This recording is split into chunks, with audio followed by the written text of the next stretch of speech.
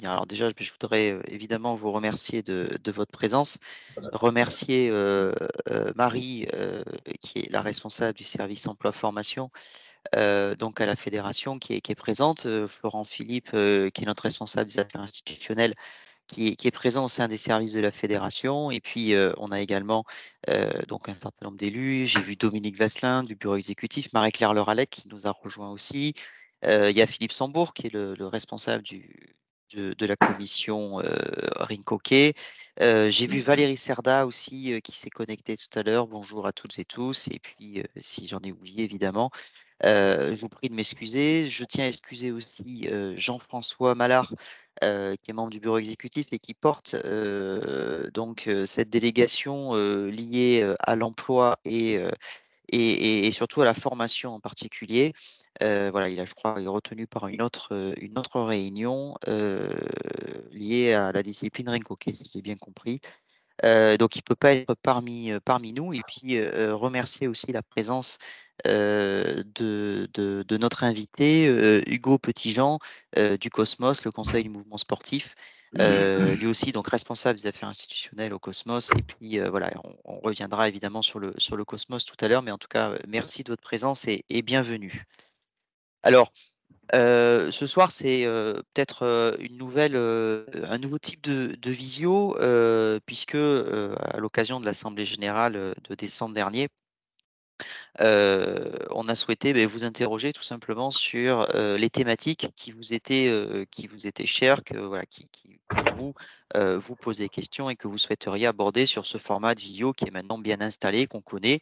C'est vrai qu'en 2020, 2021 plutôt, on voyait beaucoup, puisque toutes les semaines, il y avait une nouvelle norme sanitaire, donc on avait tout le temps de l'actualité à se partager. Et puis, voilà, après, on est tombé dans une forme de régularité, de routine, où on maintient à peu près une demi-douzaine de visios par an, c'est à peu près l'objectif. Ayant balayé un certain nombre de sujets qui concernaient voilà, la plupart des clubs, on entre maintenant sur des visios dont certaines seront thématisées et pourront peut-être s'adresser qu'à une petite partie de club. Enfin, je vois que vous êtes déjà 35 et on a une cinquantaine de réponses. Donc, je pense que c'est un thème qui vous est cher, qui est partagé par beaucoup d'entre vous. Et en tout cas, c'était celui ou un de ceux qui sortait en tête du questionnaire qu'on vous avait adressé. Voilà, donc c'est ce qui explique ce soir ce thème sur, d'une manière générale, la fonction employeur, la professionnalisation des clubs ou des organes déconcentrés. Et sans être plus long et très rapidement passer la parole à celles et ceux qui vont apporter le contenu de cette soirée, vous dire que l'objectif de l'équipe fédérale, c'est vraiment en matière de professionnalisation de sortir de l'incantation. Parce que finalement, se dire professionnaliser, il faut professionnaliser, vous êtes un club, il faut recruter, bah oui, recruter, c'est bien, c'est une bonne idée. Enfin, il y a quand même un certain nombre d'étapes à franchir et il y a un certain nombre de choses qui sont importantes. Sortir de l'incantation, ça veut dire quoi? C'est tout simplement, plutôt que de dire voilà l'objectif et il faut professionnaliser, c'est s'attaquer tout simplement aux prérequis pour professionnaliser et puis aux freins également pour franchir le cap, tout simplement, pour devenir une structure qui ne fonctionne qu'avec des bénévoles ou peut-être quelques intervenants comme ça rémunérés, à une structure qui a des salariés avec un emploi plus ou moins à temps plein. C'est évidemment un cap important et c'est sur ces freins-là, sur ces prérequis qu'on souhaite s'attacher et porter des outils, des solutions c'est une stratégie qui repose sur 3 piliers. Vous voyez, affichés sur vos écrans. C'est tout simplement de se dire que si on veut, à un moment donné, et la capacité, au club, d'employer quelqu'un, il faut qu'il y ait un projet associatif qui soit construit, c'est une chose. Il faut, donner des activités qui soient, quelque part, vendables, c'est-à-dire qu'ils puissent, déployer une offre sportive, auprès, de licenciés, d'adhérents qui seront, voilà, des membres de l'association qui lui permettront de vivre. C'est évidemment d'avoir des professionnels qui soient formés et correctement formés pour répondre aux besoins des licenciés et aux besoins des clubs et c'est aussi professionnaliser l'association, travailler sur la structuration de cette association, le projet associatif que j'évoquais, mais un certain nombre de choses. Et c'est ce triptyque. Une structure solide pour accueillir un salarié, des activités qui sont construites de telle manière qu'on peut les proposer à des licenciés et c'est intéressant, il y a de la valeur ajoutée. Et puis, évidemment, des acteurs qui sont en capacité, des professionnels en capacité de déployer cette offre sportive auprès des licenciés dans de bonnes conditions et répondre aux besoins des associations et les faire développer. Donc, c'est sur ce triptyque-là que nous travaillons depuis maintenant plusieurs mois, et donc en particulier avec Jean-François et Marie, et puis d'autres personnes aussi qui font partie de l'équipe de Marie ce soir de manière assez succincte, mais surtout avec un focus donc sur l'un de ces trois piliers qui est la professionnalisation des acteurs et qui est le thème de ce soir, puisque vous l'avez bien compris, c'est de passer en revue, de faire un tour d'horizon, non pas de manière exhaustive, parce qu'on en aurait peut-être pour plusieurs visios, mais de l'essentiel, en tout cas, des dispositifs, des outils qui sont à votre disposition, des différents types de contrats qui existent, les coûts associés, les pièges à éviter, les choses évidemment à ne pas manquer. Et donc, ce soir, on va avoir une présentation quelque part à deux voix, la fédération, avec l'équipe de la fédération et Marie tout particulièrement, et puis également donc le Cosmos qui interviendra sur une partie de la vidéo, le Conseil du mouvement sportif qui est l'instance patronale représentant les employeurs du mouvement sportif. Et donc, Monsieur Petitjean vous expliquera aussi en quoi ça consiste, quels sont les enjeux, qu'est-ce que le Cosmos peut vous apporter et puis aussi, quels sont les enjeux que le Cosmos essaye de défendre donc pour représenter le mouvement sportif auprès d'un certain nombre de partenaires, que ce soit France Compétences, le ministère ou les ministères et autres, mais je laisserai expliquer tout ça bien mieux que moi. Voilà. En guise d'introduction et en essayant de ne pas être trop long, en résumé un petit peu cette soirée. Voilà. Merci encore une fois à toutes et tous, et puis je vais passer la parole à Marie. Bonsoir. Alors tout d'abord, je reviens sur ce que disait, et je vais compléter sur ce que disait Stéphane. Effectivement, aujourd'hui, la professionnalisation, c'est un des enjeux qui est au cœur, du projet fédéral. Donc il faut avoir, pour, s'engager sur la voie de la professionnalisation, une vision tout à fait globale, à savoir qu'on s'intéresse, aux acteurs, à la structure et aux activités. Comme l'a dit Stéphane, ça mériterait, de multiples visios. Donc ce soir, on va essayer de se centrer, sur l'emploi, tout particulièrement. Pour introduire, cette visio, en fait, je voulais revenir sur, une enquête qu'on a menée, en collaboration, en étroite collaboration avec les ligues et les volontaires qui ont été accueillis dans les territoires. Une enquête donc qui a débuté, sur la saison 2021-2022 et qui s'est prolongée, sur cette saison 2022-2023. L'idée était d'aller à la rencontre de l'ensemble des clubs pour mieux les connaître et ainsi pouvoir définir leurs besoins et par la suite pouvoir les accompagner pour ceux qui le souhaitaient.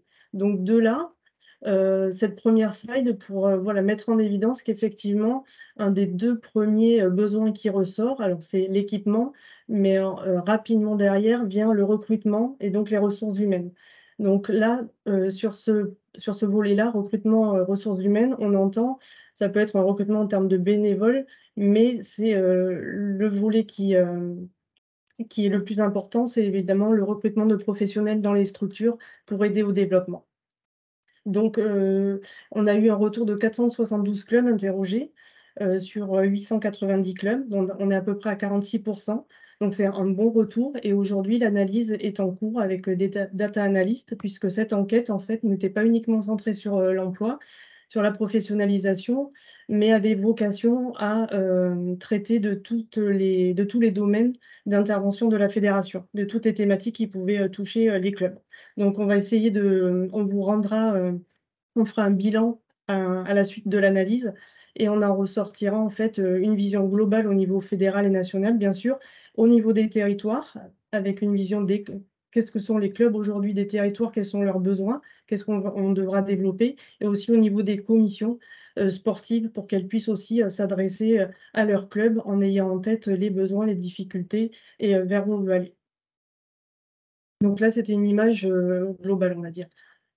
Alors aujourd'hui, voilà, l'analyse est en cours. Cela dit, on a pu ressortir, les grandes données chiffrées au niveau national pour l'emploi. Voilà, pour que vous ayez un ordre d'idée sur les 412 clubs, qui ont été interrogés et d'ailleurs, vous en faites peut-être partie pour certains. Vous avez peut-être, justement répondu à cette enquête. Il y a 97 clubs, donc à peu près un quart, on va dire, qui emploient un salarié et ce qu'on peut en ressortir, c'est que la moitié de ces clubs qui aujourd'hui qui salarient n'en ont qu'un seul. Pour un volume d'heures de 28 heures. Donc on est quand même sur une fourchette haute entre 20-25 et 35 heures pour ceux qui embauchent aujourd'hui un salarié. Ça, on est sur juste des moyennes et on reviendra plus précisément, sur du détail quand on aura terminé l'analyse de l'enquête, à savoir, le profil, des professionnels, le type de diplôme, le type d'activité qu'ils encadrent et cetera. Là, c'est juste pour que vous ayez une photographie et qu'on puisse avancer par la suite. Ensuite, les clubs font aussi appel à des auto-entrepreneurs. Certains ont des salariés et sont employeurs, d'autres font appel à des auto-entrepreneurs. Donc sur les 412 clubs qui ont été interrogés, on en compte à peu près 110, donc soit un peu plus d'un quart, qui font appel à au moins un auto-entrepreneur. Et ce qui fait une moyenne d'intervention, par contre, là, on est sur du 7 heures, donc on note bien la différence entre, le club qui est employeur et qui est plutôt sur du 25-35 heures d'intervention, avec celui qui fait le club qui fait appel à un auto-entrepreneur pour un volume d'intervention beaucoup plus faible, puisqu'on est plus sur du 5-10 heures. Donc en gros, on note qu'on a, finalement 46 à peu près la moitié des clubs qui font aujourd'hui, appel à un salarié ou à un auto-entrepreneur. Et donc, soit un nombre un peu plus faible évidemment, soit 31 clubs et 8 qui ont un salarié et un auto-entrepreneur. Mais on a pratiquement la moitié des clubs interrogés finalement qui font, aujourd'hui appel à un intervenant soit extérieur, soit qui ont salarié, un professionnel dans la structure pour, mettre en place les activités. Donc ça ne s'arrête pas qu'à de l'encadrement bénévole. Et là, on est sur la partie, encadrement des activités physiques, hein, bien sûr, pas sur la partie développement. Marie a une question Oui, sur le sigle TI. alors c'est, travailleur indépendant, soit, on va considérer pour nous, l'auto-entrepreneuriat. Merci. L'emploi dans les clubs, alors on s'est fixé un objectif à la fédération puisque c'est un des leviers, de développement actuels, au vu de ces données qu'on a depuis quelques années, puisqu'il y a une enquête qui était liée à l'affiliation en tout début de saison, qui était remplie, qui nous permettait de suivre, sur cette partie emploi, mais voilà, de manière, un peu plus simple que l'enquête qui a été, faite, là depuis sur ces 2 dernières saisons avec les services civiques. Mais grosso modo, on a moins d'une centaine de clubs employeurs, plus d'une centaine de clubs qui font appel à un auto-entrepreneur. On a à peu près 60 clubs aujourd'hui qui ont un projet d'embauche à plus ou moins 2 ans. 80, projets de formation professionnelle, donc ça c'est sur, on va dire, c'est sur les CQP et les DE, plus particulièrement. Certains sont sur des BPGEPS, mais c'est un peu plus sur un nombre un peu plus faible et ensuite on a à peu près 50 projets, PST, depuis 2 saisons puisqu'on arrive à les suivre avec, puisqu'on a accès à l'extranet maintenant et on doit, par le biais des ligues, donner un avis sur les projets qui sont déposés auprès des DRAGES. Donc 50 projets, chaque année qui sont, déposés, pour obtenir un emploi, une aide par le biais des emplois PST. Alors les emplois PST, c'est, ceux qui sont, les aides qui sont allouées dans le cadre, de la campagne, ANS PST. On y reviendra tout à l'heure si vous voilà, pour plus de précision. Donc la fédération, s'est fixée d'accompagner à peu près 50 clubs par an vers l'emploi. Pour ceux qui le souhaitent, donc on essaie de faire un accompagnement, individualisé lors des demandes. On aide au recrutement des alternants de la même façon et à l'accueil de volontaires. Donc sur ce point tout particulier, l'accueil de volontaires, la fédération a pour ambition, dans l'agrément qui est en cours de renouvellement, d'être en mesure de proposer une mission, pour les clubs, qui permettrait à ces derniers de ne pas avoir à porter la demande d'agrément et d'avoir un accès facilité, du coup, aux volontaires. Donc on est dans cette démarche. On reviendra vers vous pour vous donner plus d'informations quand, on aura, la validation définitive de l'agence de service civique. Et ensuite, pour le volet développement, ça fait référence à ce dont je vous parlais précédemment, suite à la enquête qui a été réalisée, et à l'accompagnement des volontaires dans les territoires. Aujourd'hui, on se fixe comme objectif que dans chaque territoire, dans chaque ligue, alors à plus ou moins quelques données près, mais en moyenne, on soit en mesure d'accompagner 25 clubs par an, en fonction de leurs besoins et dans la voie de développement qu'ils auront choisie. Et donc ce qui fait au total à peu près 300 à 400 clubs par an, qui pourraient être, aidés dans leur démarche de développement par la fédération. Et ce, en étroite collaboration entre les services de la fédération et les territoires que sont les ligues, qui sont sur ce projet. Hem, on a depuis 2021 essayé de d'écrire et de poursuivre, une stratégie de professionnalisation. C'était un souhait, de la nouvelle équipe, d'élus. Donc on a essayé d'écrire 4 grands objectifs pour, voilà, conserver, une démarche et puis, être en mesure de développer autour les actions qui nous permettaient de répondre à ces 4 objectifs. Donc évidemment, en premier lieu, il y a aider les territoires et notamment, les ligues et les CDRS à recruter des intervenants qualifiés pour qu'elles-mêmes puissent après, structurer et aider au développement, de leur territoire et aider les clubs dans cette démarche-là de professionnalisation, alors là, au sens large, hein, pas que sur l'emploi. En deuxième point, on avait noté, aider le club à se structurer, notamment en mettant en place un véritable projet associatif parce que finalement, se professionnaliser, dans sa globalité, le point d'ancrage, c'est, être capable aujourd'hui d'avoir défini son projet associatif. Quelles sont mes valeurs? Quelle est ma philosophie? Vers quelle, direction, l'ensemble, de l'association veut aller et veut se développer.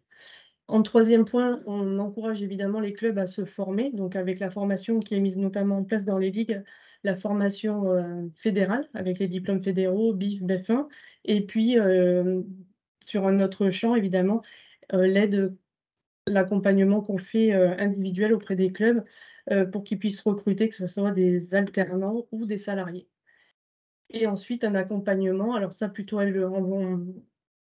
pardon, avec le service, ressources et développement de la fédération pour essayer d'aider au développement, au déploiement des outils, fédéraux qui permet évidemment de développer, le club de demain. Donc, l'idée aujourd'hui, c'est aussi, quand on est dans une démarche de professionnalisation, de se dire d'anticiper un petit peu et de voir, quel sera le club de demain. Parce que ça, c'est important aussi aujourd'hui. Aujourd'hui, on a une situation et on se dit que finalement, il faut qu'on adapte aussi, qu'on écrive en fait un profil de poste en fonction du besoin de l'association. C'est-à-dire que pour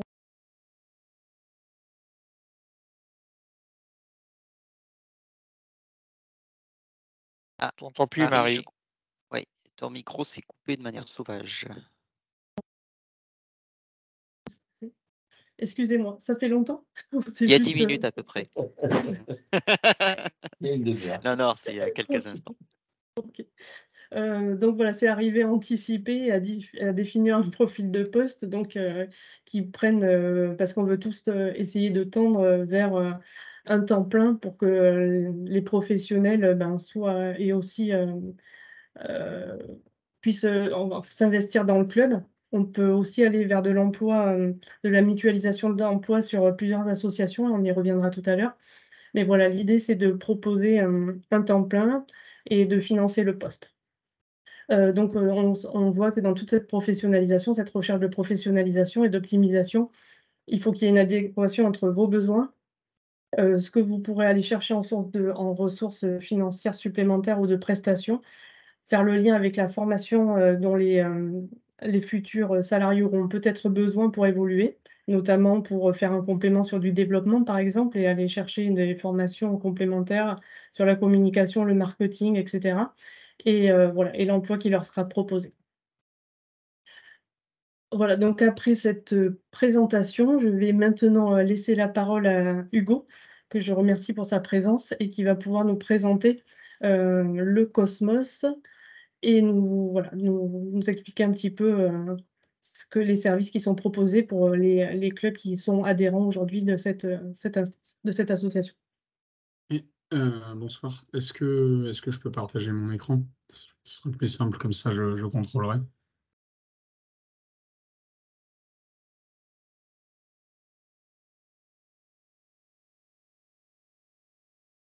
Vous voyez bien? Oui. Oui.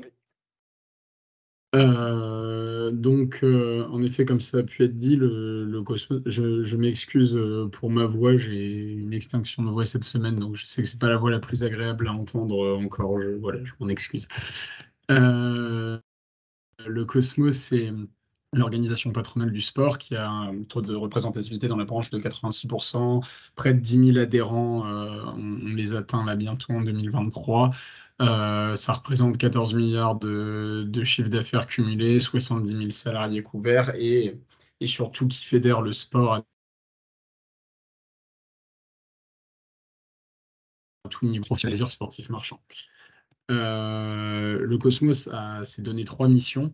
En tout cas à trois missions principales, qui est de représenter les intérêts de nos adhérents auprès des pouvoirs publics, des parlementaires, des institutions, du grand public, de négocier la convention collective du sport, les formations et certifications, et celle dont je suis le plus là pour parler, même si je dirais un petit mot des deux autres, accompagner nos adhérents. Parce que le sport est un secteur jeune, la convention collective du sport n'a pas 20 ans, elle a été signée en 2005 pour la première fois. Et il y a beaucoup de structures qui se professionnalisent juste. Et donc l'accompagnement de nos adhérents est assez nécessaire et un de nos services qu'on met beaucoup en avant. Donc l'accompagnement de nos adhérents, il passe par notre équipe de juristes. On a un service juridique de 8 personnes qui est présent pour répondre aux questions de nos adhérents. La mise à disposition d'outils actualisés, modèles de contrat, fiches techniques sur la plateforme juridique, des articles et newsletters.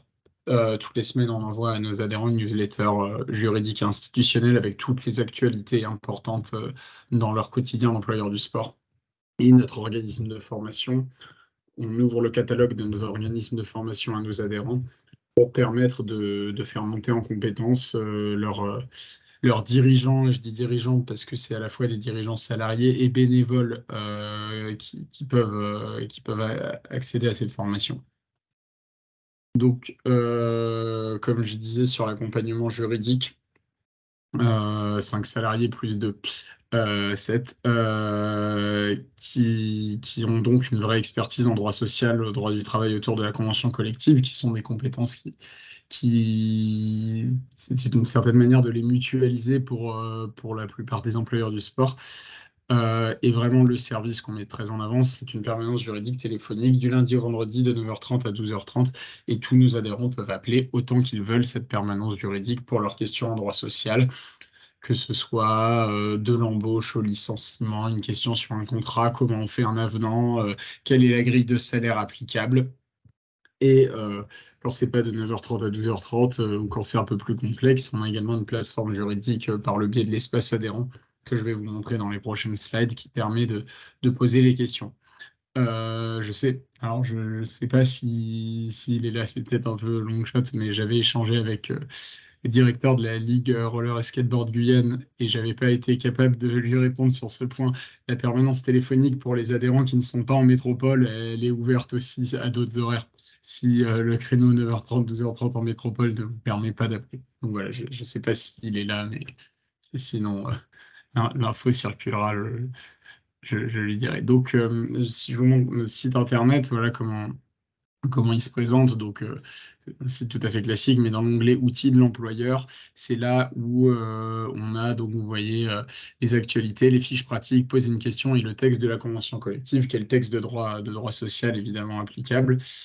Donc, la plateforme pour poser une question, ça c'est assez simple. Je vais plutôt vous montrer les fiches pratiques et les modèles parce que c'est au final une base de ressources assez importante qui se complète d'année en année et qui est assez au final sous-utilisée même par nos adhérents. Euh, donc, pour les fiches, là, je montre quelques exemples, hein, mais il y a toute une partie sur le recrutement, comment classer les rémunérés, quelle forme de contrat choisir, toute une partie sur la relation de travail au quotidien, comment sanctionner, comment gérer les absences et les congés, comment modifier un contrat de travail, et également sur la fin du contrat de travail, comment gérer une fin de contrat, comment gérer un licenciement et le cas échéant. Pour un exemple, voilà, là c'est la page sur le contrat à durée déterminée. C'est assez riche.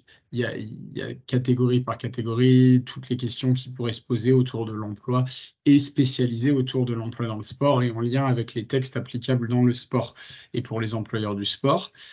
Et surtout, voilà, je le montre dans les documents liés sur le côté. On propose des modèles de contrat aussi qui sont faciles à adapter parce que c'est la très grande majorité de nos adhérents, c'est des petites structures. Oui, Marie? Oui, excuse-moi, est-ce que tu peux passer ta présentation en plein écran? C'est une demande Oui. dans le chat. Merci beaucoup.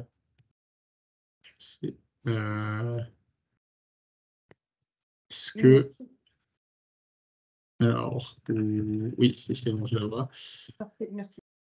Donc voilà, comme je disais, des exemples de contrats qui sont facilement adaptables et on le sait, la plupart de nos adhérents sont des petites structures associatives qui n'ont pas forcément les compétences et c'est un passage dans la vie d'un club de recruter son premier salarié, en tout cas sur des postes de développement. On ne sait pas forcément comment faire, comment s'y prendre. On n'a pas forcément la compétence en tant que dirigeant associatif. Souvent, c'est un bénévole qui va gérer le premier recrutement. De construire un contrat de travail en bonne et due forme, mais c'est important, cela dit, c'est très important de bien le faire parce que un contrat bien fait, c'est beaucoup d'embêtements en moins le jour où malheureusement ça se passe mal et c'est plein de choses évitées, même si ça se passe bien, ça aide à fluidifier la relation par la suite. Donc voilà, je vous montre un autre exemple qui est un peu moins autour du droit, mais voilà, sur l'entretien de recrutement, conseil objectif également. Euh, les... Alors, et le dernier point voilà, que je voulais aborder sur les services, c'est l'organisme de formation. Donc, un organisme certifié Calliope avec un catalogue de formation autour du droit du travail et de la formation professionnelle qui vise à outiller les personnes qui suivent les formations sur leurs fonctions d'employeur. Et une nouvelle fois, je le dis, que ce soit des bénévoles ou des salariés, elles sont ouvertes aux deux. Voilà, c'est écrit en dessous. Et enfin, c'est des formations qu'on a adaptées, pareil, au fur et à mesure des éditions des formations, aux besoins et à la demande des structures. Le catalogue de formation, je vous le montre ici. Donc, ça, c'est les thèmes de formation. Comprendre les enjeux d'une relation salariée, c'est la formation de base. Recourir aux dispositifs de formation et optimiser les financements associés. Choisir et gérer le temps de travail. Le contrôle URSSAF, qui a été une demande qu'on a beaucoup eue. Le CDI intermittent, qui est un sujet assez présent dans le sport, le temps de travail notamment. Le pouvoir de direction de l'employeur, les événements impactant la relation de travail au quotidien et le début de la relation de travail salarié. Le calendrier, il est indicatif. Il y a plusieurs éditions chaque année. Voilà, ça c'est les liens. Marie, je vous enverrai la présentation, comme ça vous pourrez la faire passer. Je vais revenir juste du coup sur les deux autres missions rapidement, parce qu'on ne fait pas que ça. C'est le gros de nos missions. C'est la première mission d'accompagner nos adhérents. Mais on ne fait pas que ça. Négocier la convention, les formations, les certifications, c'est un gros pan de notre activité aussi. La convention collective, c'est ce qui va définir les règles de la fonction employeur. Et en tant qu'organisation patronale représentative dans la branche, on a pour mission de la négocier avec les organisations salariales représentatives également. Et donc, c'est nous qui avons vocation à signer tous les avenants sur les minima salariaux, sur le temps de travail, sur les statuts. Et c'est un droit qui est en mouvement. Et pour nous, c'est important d'être représentatif et large parce qu'au final, on n'est que l'émanation de nos adhérents, et plus on est nombreux, plus on pèse sur ces négociations, et également, mieux on peut représenter nos adhérents, si nos adhérents, on les connaît bien, nos adhérents, on peut représenter leurs problématiques. Leurs problématiques et leurs questions dans ces négociations-là. La formation professionnelle en particulier, les dispositifs de formation. Mais des fois, tout ne passe pas par la branche parce que la branche a des moyens et des moyens limités. Et donc, il y a également une représentation un peu publique également sur toujours ces mêmes sujets, tout ce qui a à faire aux employeurs du sport. Mais on est régulièrement sollicité pour représenter nos adhérents sur des sujets très variés. Les aides Covid, la sobriété énergétique.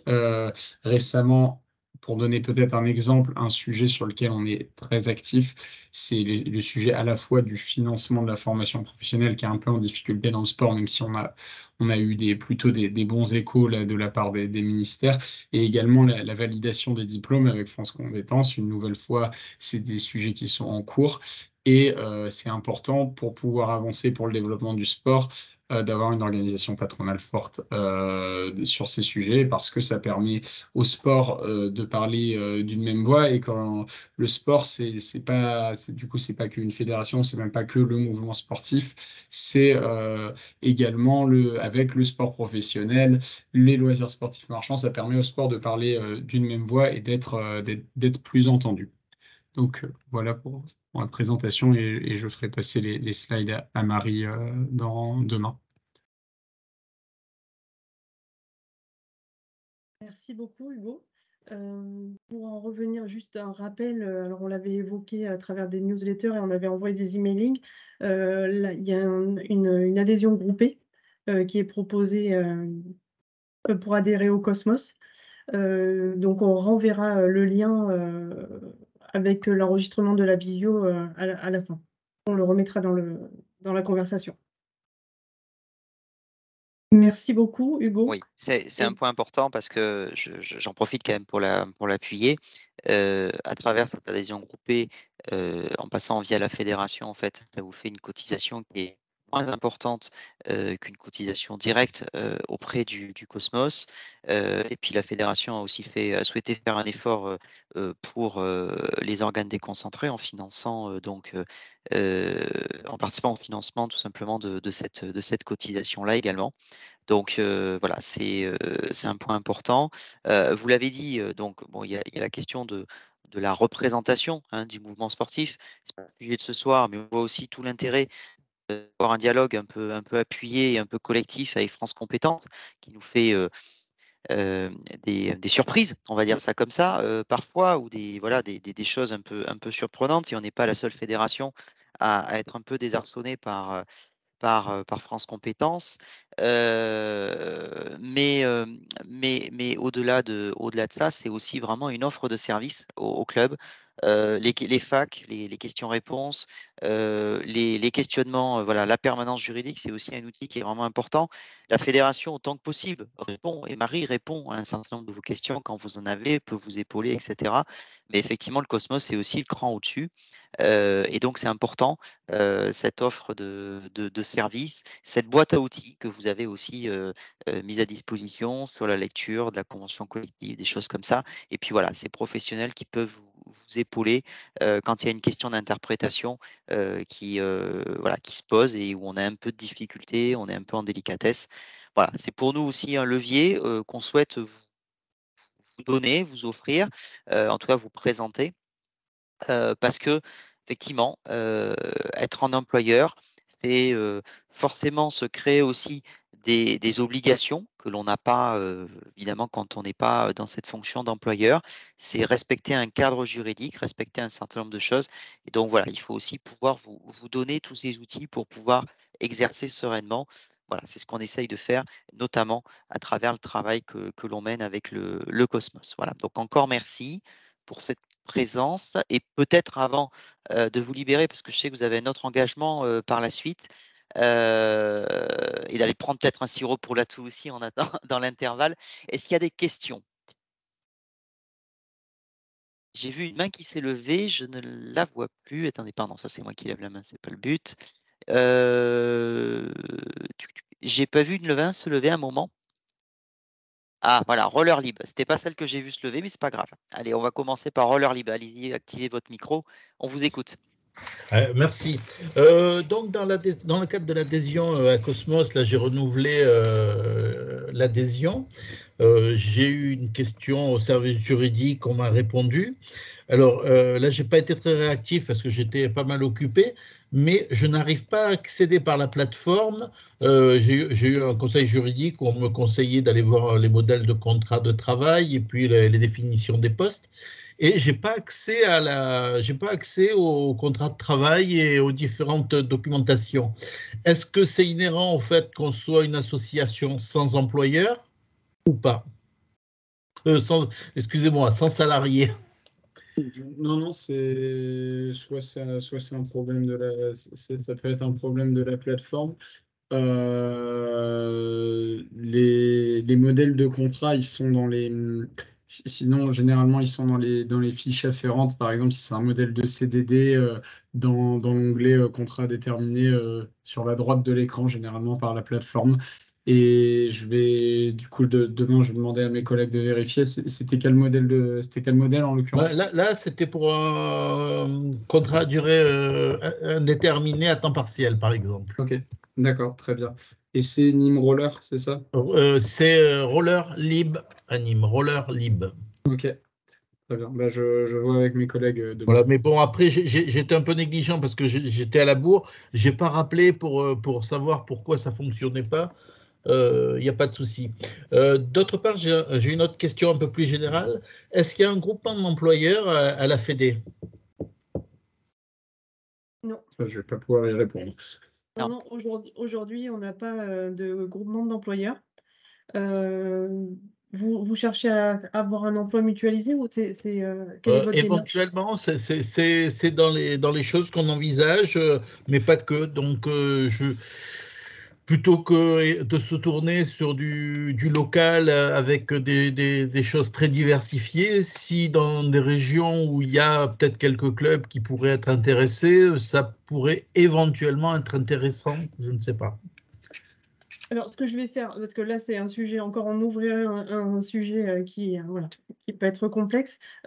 Si vous voulez, vous pouvez m'envoyer un mail avec les informations et à ce moment-là, dès la semaine prochaine, dès le début de semaine prochaine, je vous recontacte pour qu'on puisse, avec tous les éléments, essayer d'avoir une réflexion et de construire l'emploi que vous souhaitez. Bon, pour nous, de toute façon, ça sera que sur la saison prochaine, donc il n'y a vraiment aucune urgence.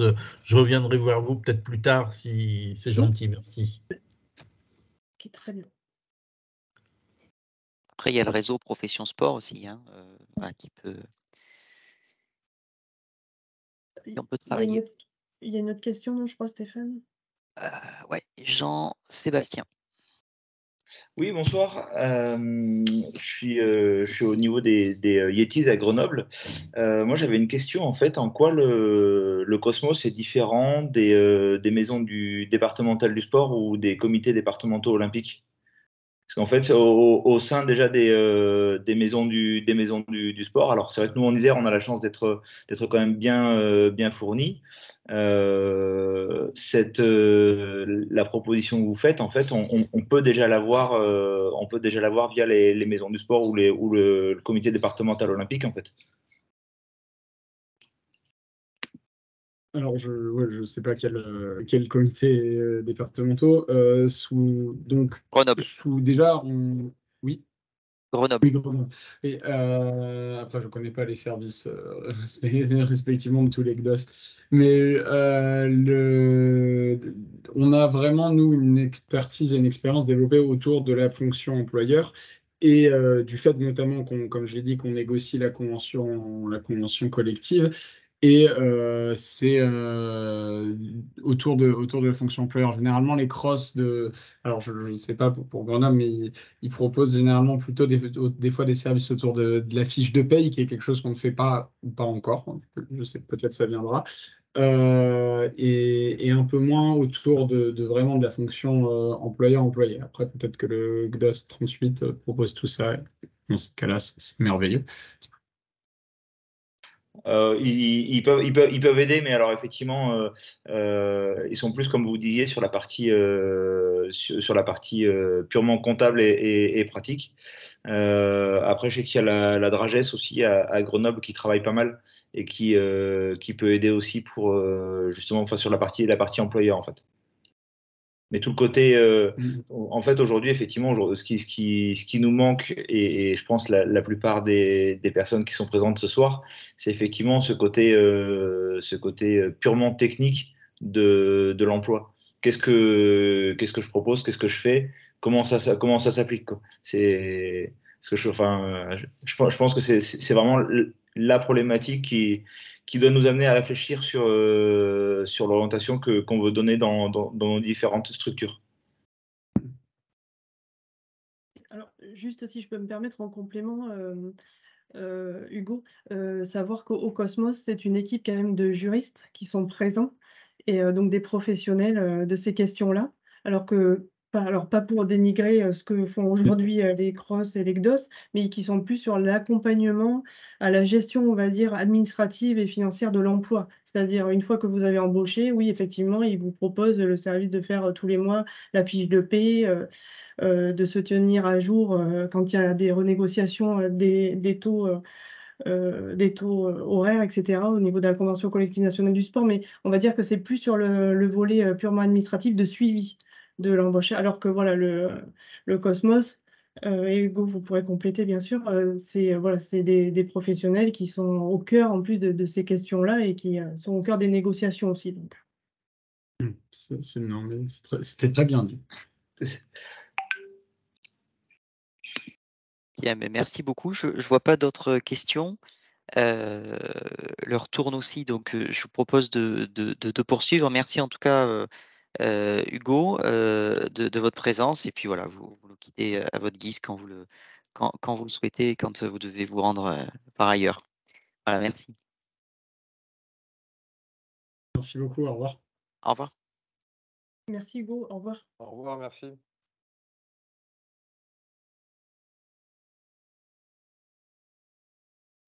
Donc, on va pouvoir continuer un petit peu et rentrer davantage dans le détail et se poser la question, quand on a un projet de création d'emploi, effectivement, il va y avoir différentes étapes, un enchaînement de questions et une réflexion à avoir avant d'entreprendre la démarche effective, on va dire. Pour cela, il y a un très bon outil qui a été créé via le CRDLA, donc, qui est une antenne du Comité national olympique et sportif français qui gère la partie emploi-formation, qui est Mon Club et l'emploi. Donc là, vous aurez le lien dans le PowerPoint et qui permet en fait de faire un état des lieux de votre association actuelle. Quel est son profil? Quels sont les points forts et les points faibles? Et ce, sur 4 thématiques: le projet associatif et la gestion de l'association, les ressources humaines que vous avez aujourd'hui à disposition, les ressources financières et la gestion comptable, et enfin la collaboration de l'association, les collaborations pardon, et le réseau de l'association sur le territoire. En plus, vous avez des contacts de structures qui peuvent vous accompagner, comme le DLA d'ailleurs, qui peut vous aider dans cette réflexion et dans cette démarche. Il y a aussi, et ça il ne faut pas l'oublier, ce qu'on a dit au tout début, que l'essentiel et le cœur de la réflexion sur la professionnalisation, c'était d'abord d'être en mesure de définir son projet associatif et de développement de la structure finalement pour connaître ses valeurs, ses objectifs et ses enjeux. Et pour cela, je vous ai mis le lien. Vous pouvez aussi, il y a une aide qui est mise en place par le CRDLA via le CNOSF et vous avez le lien en bas justement pour vous aider dans la rédaction ou dans le fait de peaufiner, entre guillemets, votre projet associatif si vous avez déjà une trame et une base aujourd'hui. Donc ça, c'est un outil, ça prend à peu près 10 minutes, mais ça vous permet effectivement de faire un état des lieux enfin, bien défini autour de ces 4 grandes thématiques et de savoir où vous en êtes aujourd'hui en fait dans votre démarche et quelles sont vos ressources. Alors là, la slide est un peu dense, mais c'est finalement pour vous questionner et bien réfléchir au modèle économique qui va vous permettre de recruter, si vous êtes dans cette démarche, recruter un professionnel. Donc on en revient sur le rond tout en haut à quel est votre projet associatif aujourd'hui et de développement de la structure. Quelle part du budget club on a à disposition et qu'on pourrait allouer à cet emploi? Quelles sont les sources de financement? C'est-à-dire, ça peut être tarif adhésion, subvention, partenariat événementiel que vous avez à disposition. Quelles sont finalement les nouvelles prestations que vous pourrez aller chercher pour financer tout ou partie de ce poste? Donc là, je ne vais pas les énumérer, mais vous les avez. Organiser davantage de stages, intervenir dans les écoles, au niveau du périscolaire, si vous ne le faites pas déjà, bien sûr. Organiser des prestations loisirs bien-être, travailler avec les entreprises, avec le milieu carcéral, avec le milieu hospitalier. Et là, voilà, la liste n'est pas exhaustive. Organiser, pourquoi pas, des anniversaires, puisque aujourd'hui, c'est très à la mode. Et ça peut être une manne financière non négligeable. Donc voilà, il y a toutes ces questions. Il y a la question aussi aujourd'hui du statut. Est-ce que vous souhaitez être employeur, donc avoir un salaire, recruter un salarié ou un alternant, faire appel à un auto-entrepreneur ou bénéficier d'une mise à disposition d'une autre structure qui aurait déjà salarié une personne? Et puis après, sur un autre niveau, on va dire, il y a faire appel dans un premier temps aussi à un volontaire en service civique qui peut voilà, vous permettre de venir c'est à peu près 24 heures par semaine et se dire, bah oui, effectivement, ça nous a permis d'avancer et c'est une première marche à la voie de la professionnalisation. Le contrat de travail aussi à déterminer, CDD, CDI, CD2I. Donc ça, c'est le contrat à durée indéterminée qui permet de lisser sur l'année, c'est-à-dire sur un nombre d'heures qui est calculé à peu près sur les 36 semaines d'activité d'une structure et le lisser sur toute l'année pour que la personne ait un revenu même en juillet et en août, là où il y a moins d'activité. Donc voilà, ça c'est un contrat qui peut être aussi réfléchi. Il y a le contrat d'alternance, donc que ça soit le contrat de professionnalisation ou d'apprentissage, et qui permet aussi de former en parallèle le salarié que vous recruterez sur des diplômes évidemment de la branche sport, à savoir le BPGEPS, le DE, etc., ou des CQP. Et ensuite réfléchir aussi au temps de travail, bien sûr. Est-ce qu'on va vers un temps plein, un temps partiel, une mission ponctuelle? Voilà. Donc il y a toutes ces questions-là. Il y a à droite, on va rentrer un peu plus sur le volet technique et qui reviendra à ce dont Hugo parlait précédemment. C'est-à-dire qu'il faut que vous ayez aussi, vous, en face, en fonction de vos besoins de développement de la structure et que vous recherchez, définir un profil de poste avec des compétences. Qu'est-ce qu'aujourd'hui, ce salarié ou cette personne que vous avez envie de faire intervenir dans votre structure, sans parler de salarié proprement dit, qu'est-ce que vous souhaitez qu'il fasse? Vous voulez qu'il fasse de l'encadrement, du développement, de l'administratif? Donc voilà, il faut fixer ses missions, ses connaissances et ses compétences, les définir. Et ensuite, vous pourrez définir le groupe. Alors le niveau, on va y venir après, je vous en parle juste là. Il va falloir que vous définissiez le groupe auquel ce profil de poste appartient, qui dépend de la Convention collective nationale du sport. Je vais vous montrer après comment ça se définit. Et donc, pour définir ce groupe, il va falloir que vous explicitiez la mission sur le volet autonomie, technicité et responsabilité. C'est ces 3 paramètres qui vous permettront de définir en fait le niveau sur lequel votre futur intervenant va se positionner. Et ensuite, il faudra définir le taux horaire qui dépendent de la Convention collective nationale du sport et qui est le salaire minimum conventionnel, donc le SMC. Et ensuite, on verra tout à l'heure qu'il y a une aide pour calculer le coût de l'emploi qui est aussi développée aujourd'hui par le CRDLA dont je vous ai parlé précédemment et qui permet d'avoir un ordre d'idée du coût résiduel de l'emploi après avoir intégré des dispositifs d'aide ou des exonérations de charges s'il y a lieu, en fonction de la définition du temps de travail, du niveau de groupe, de la convention collective. Alors c'est un peu complexe, voilà, les infos sont assez denses, mais on va revenir sur ça pour préciser dans les slides ultérieurs. Donc ça, c'est pour définir votre groupe sur lequel va se situer votre salarié. Est-ce que c'est un groupe 1, 2, 3, 4 ou 5? Parce qu'après, on est sur des niveaux cadres. Et donc, c'est en fonction, finalement, vous allez le définir en fonction des tâches et des compétences qu'il va mettre en œuvre et des 3 critères: autonomie, responsabilité, technicité. Donc, on ne va pas rentrer dans le détail là, vous aurez accès à ces slides et ça va vous permettre de dire, finalement, nous, on a besoin d'un salarié qui soit plutôt sur un niveau 2 ou 3 et en fonction de ça, vous viendrez voir par rapport au salaire minimum conventionnel, le niveau sur lequel il se situe. Donc, si vous êtes sur un niveau 3, le minima aujourd'hui que vous pouvez lui allouer de 1878 euros brut. Par contre, vous n'êtes pas plafonné, c'est-à-dire vous pouvez très bien, au niveau 3, lui verser 2208 euros, mais pour autant, il sera au niveau 3. Ça, c'est des seuils, en fait, des minimums.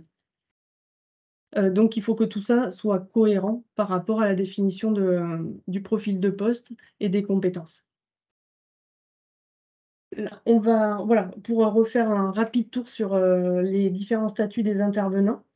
Donc, vous pouvez faire appel à un service civique, un volontaire en SNU, dont on entend parler aujourd'hui. Les 3 qui sont là, ce sont des salariés de la structure, donc ils peuvent être alternants, salariés au sens strict du terme, et salariés mis à disposition d'une autre structure. Vous pouvez aussi mettre sur un certain temps à disposition d'une autre structure.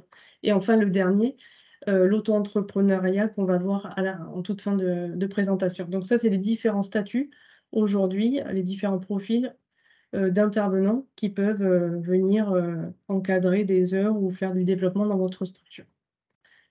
Pour l'émission de service civique, on va aller assez vite, mais juste on va rappeler que c'est donc une mission qui est agréée par l'agence de service civique ou par les DRAGES dans les territoires. Et comme je vous le disais, la fédération aujourd'hui essaie de définir une mission club.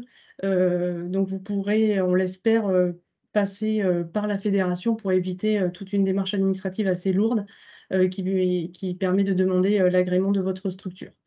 Donc il faut un volontaire qui soit âgé de 18 à 25 ans, une structure agréée, donc la fédération ou le club, et une structure d'accueil.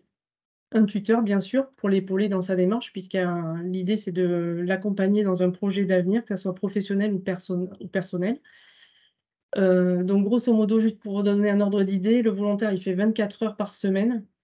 Il est indemnisé 489 euros par l'État, et il y a une indemnité complémentaire qui doit être versée par la structure d'accueil, qui est de 111 euros, à peu près 35. Et s'il est boursier, il a un complément aussi de 111 euros. Voilà. Par contre, le point de vigilance, le volontaire en service civique aujourd'hui ne peut pas encadrer seul une pratique, même s'il a un diplôme, un BP, un BPGEPS APT ou un DEGEPS.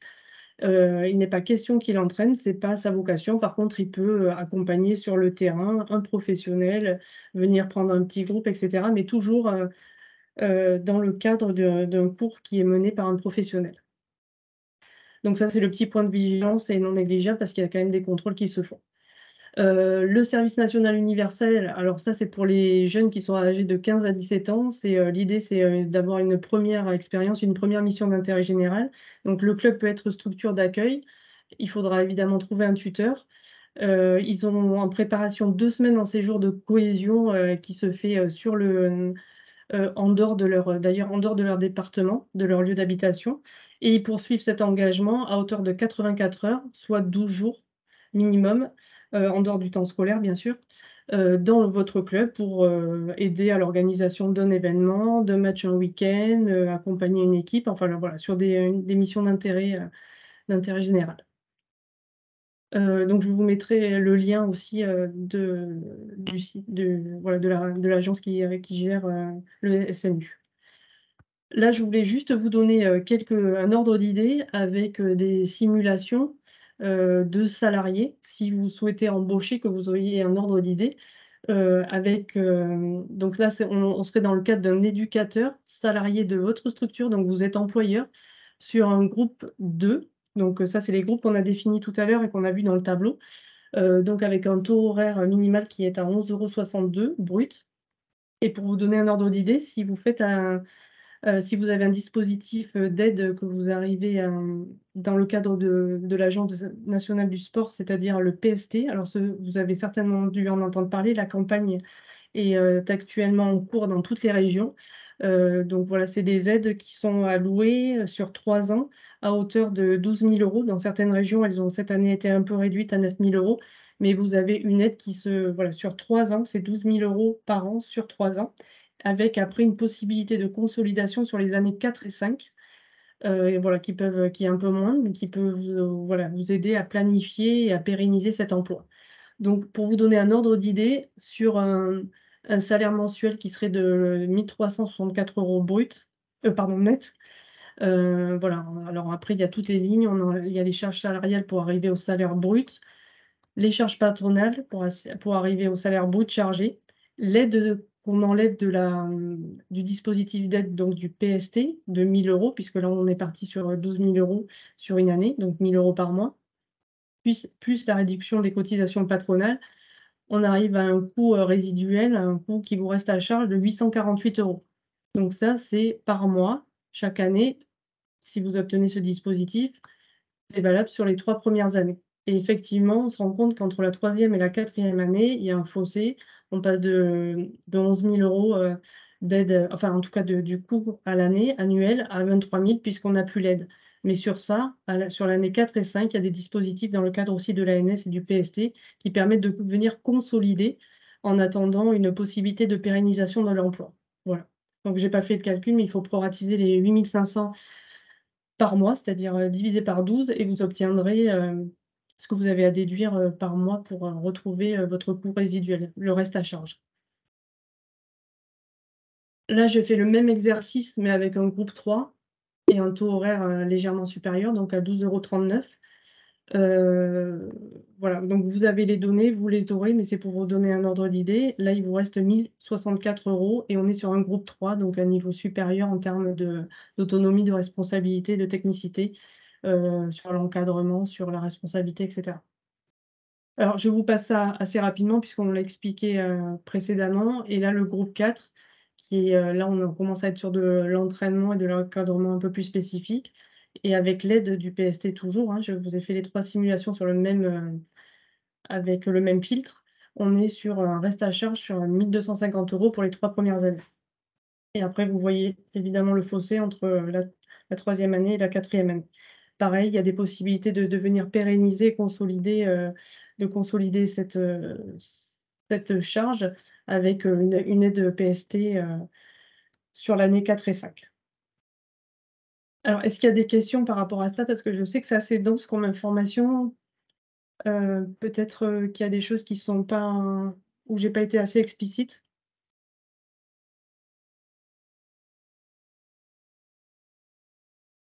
Non. Bon, je continue et puis, voilà, si des questions vous viennent, on y revient, sans problème.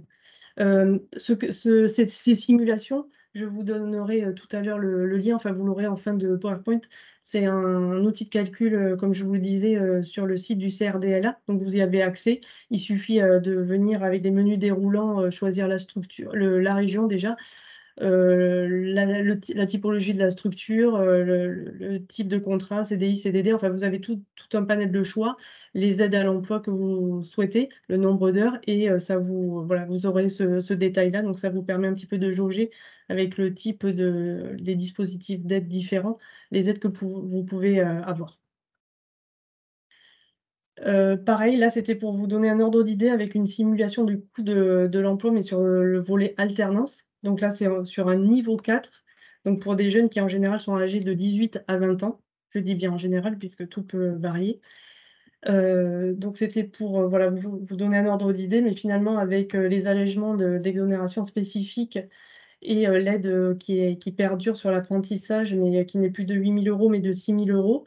Le reste à charge, pour aujourd'hui, salarier, accueillir un alternant en BPJEPS APT qui, attention, sera âgé de 18 à 20 ans puisqu'après, suivant les tranches, les salaires augmentent. Là, vous seriez sur du 265 € par mois. Une personne qui est, là, à mi-temps puisqu'elle suit une formation BPJEPS, mais tout en étant présente quand même dans la structure pour mener à bien des projets qui sont souvent en lien avec, la formation et les projets suivis, pendant la formation. Qui peut, en BPJEPS, de surcroît, faire de l'encadrement, puis après, l'obtention des exigences préalables de la mise en situation pédagogique qui sont, en général, données rapidement après le début de la formation et qui lui permet d'obtenir une carte de stagiaire en cours de formation, ce qui veut dire qu'elle peut encadrer contre rémunération. Et donc voilà, encadrer de la pratique physique et des cours dans votre structure. À cela, faut pas oublier que pour les structures qui ont moins de 11 salariés, il y a une aide à la fonction de tuteur, puisque effectivement, cet alternant aura un tuteur dans votre structure, qui est non négligeable, puisque c'est un forfait à peu près de 100 € par mois, et donc il vient encore alléger votre reste à charge de 265 €. Donc, je vous laisse faire le calcul. On a fait la même simulation pour un niveau supérieur, donc un niveau licence ou qui rentrerait en formation DGEPS. Par contre, qui sera âgé de 21 à 25 ans, donc on passe sur d'autres tranches de rémunération. Pour autant, le reste à charge avec l'aide et les exonérations, l'aide de l'État par rapport à l'apprentissage et les exonérations spécifiques, on vient sur un reste à charge de 443 € par mois, sur un niveau donc licence ou DE, avec toujours le forfait que vous pourrez déduire par la suite, d'aide à la fonction tutorale qui viendra encore diminuer, le coût de l'emploi. Alors là, rapidement, on va pas rentrer dans le détail, mais si vous souhaitez embaucher et être employeur, il y a un certain nombre de démarches à faire qui soient préalables à l'embauche pour être en règle. Donc voilà, c'est, une déclaration préalable à l'embauche qui doit se faire auprès des organismes, des informations, une caisse de retraite complémentaire, une médecine du travail qui doit être spécifiée et une mutuelle d'entreprise. Enfin voilà, tout ça, vous avez toutes les informations là sur cette slide. On ne va pas rentrer dans le détail. C'est assez dense. Si vous avez besoin, vous me recontactez. Là, vous avez quand même un certain nombre d'informations dans tous les cas. Ça, c'est dans le cas où vous voulez directement faire toutes les démarches administratives qui seraient liées à l'embauche. Après, comme on l'a dit tout à l'heure, il y a des organismes ou même des associations comme le CROSS ou Profession Sport Loisirs qui aujourd'hui gèrent cette partie-là, alors contre évidemment rémunération, mais contre-prestation, mais qui peuvent vous épauler et vous épargner en fait toute cette lourdeur administrative. Donc voilà, effectivement, les différentes possibilités que vous avez pour gérer les démarches administratives qui seraient liées au salariat. Donc soit vous êtes l'employeur et vous souhaitez réaliser les démarches et les formalités, c'est-à-dire gérer l'embauche, les bulletins de paie, le calcul des cotisations et les contributions sociales dues tous les mois, et aussi réaliser certaines déclarations qui se font uniquement une fois sur l'année. Et donc là, bah, vous réalisez vous-même avec l'aide de comptables, et cetera, ou seul. Si votre trésorier en a les compétences, toute cette mission-là et ces démarches. Soit vous passez par le chèque emploi associatif et c'est un e-service qui est aujourd'hui gratuit, et donc c'est via les services de l'URSSAF. Donc, qui peuvent vous épauler. Vous avez juste à vous donner les prestataires, c'est-à-dire la médecine, le nom de la médecine du travail, la caisse de prévoyance et le dernier, alors excusez-moi, et la mutuelle d'entreprise, et eux gèrent en fait le lien avec tous les organismes et c'est une déclaration unique. Et enfin, vous pouvez faire appel à un prestataire parce qu'aujourd'hui, vous n'avez pas envie de gérer cette partie administrative. Et comme Profession Sport Loisirs ou les CROSS, comme je vous le disais, notamment, il y en a bien d'autres, et qui peuvent voilà, vous alléger de cette charge administrative et tous les mois, moyennant une adhésion et un coût par bulletin de paie, suivre toute cette démarche d'accompagnement à l'emploi. Alors, le statut d'auto-entrepreneur, voilà, je me permets parce que je voulais juste qu'on puisse l'évoquer toutefois, même si on ne rentre pas là dans le cadre du salariat. Hem, voilà, c'est un statut qui permet effectivement aujourd'hui au club de faire appel à un intervenant et aux entrepreneurs finalement en fait de bénéficier d'un régime fiscal, social et comptable qui est assez simplifié. Toutefois, il faut être très prudent dans cette démarche. Il faut faire les choses en règle. Si je peux vous conseiller même, c'est de vous faire accompagner en fait pour écrire la convention qui vous liera avec cet autre entrepreneur par un juriste, pour la rédaction de la convention. Donc à chaque prestation, il faudra qu'il établisse un devis et une facture, que vous ayez une convention cadre, on va dire, ou qui permette à chacun de fixer son rôle et ses missions. Et surtout, si vous faites appel en tant que club à un auto-entrepreneur, il faut que vous vous assuriez qu'il a bien un diplôme professionnel requis, puisque nous, on est dans une activité réglementée, et qui lui permettent d'encadrer contre rémunération, c'est-à-dire un diplôme professionnel ou d'État, et qu'il a bien une carte professionnelle d'éducateur en cours de validité. Donc ça, c'est très important. Pour rappel, l'auto-entrepreneur, en fait, il ne doit pas être rémunéré par le club, mais par la clientèle. Il doit être soumis à il ne doit pas être soumis, pardon, à un horaire de travail ou un planning que vous lui imposeriez, et il ne doit pas respecter des directives qui seraient données par le club. Finalement, l'auto-entrepreneur, il doit utiliser son propre matériel, choisir sa clientèle et c'est lui-même qui détermine ses tarifs. Il doit être libre d'utiliser sa propre technique d'enseignement et il doit verser une redevance mensuelle pour l'utilisation des installations. Donc aujourd'hui, il y a beaucoup de clubs hein, qui font appel aux auto-entrepreneurs, alors dans nos sports, mais aussi dans toutes les autres fédérations.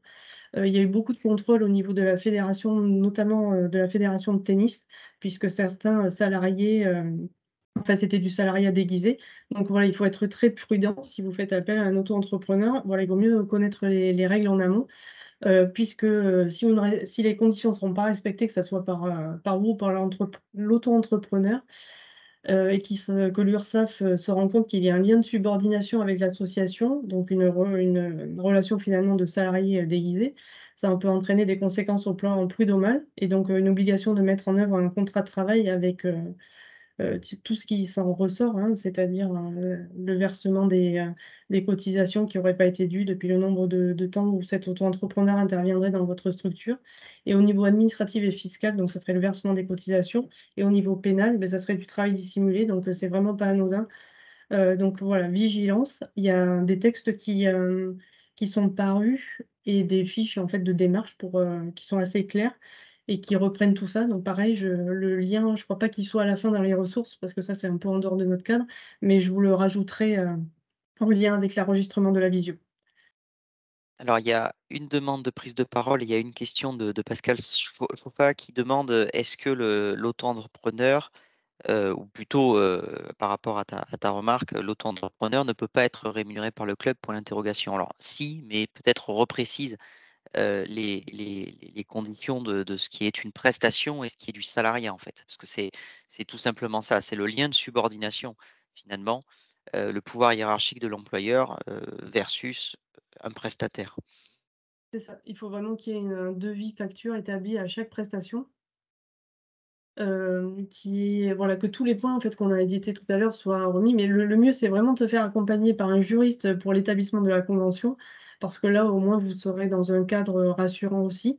Et voilà, que la prestation sera vraiment claire et précise. Et il est pas, enfin, vous pouvez pas comme ça, en tout cas au niveau tarifaire, c'est pas à vous de lui imposer, ça sera 20 € de l'heure. C'est vraiment lui qui impose entre guillemets ses tarifs. Ça se Ça, négocie. c'est dans la théorie.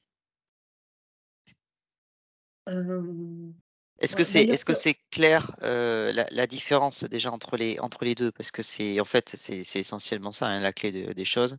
Est-ce que c'est plus clair ou est-ce que il y a encore un flou?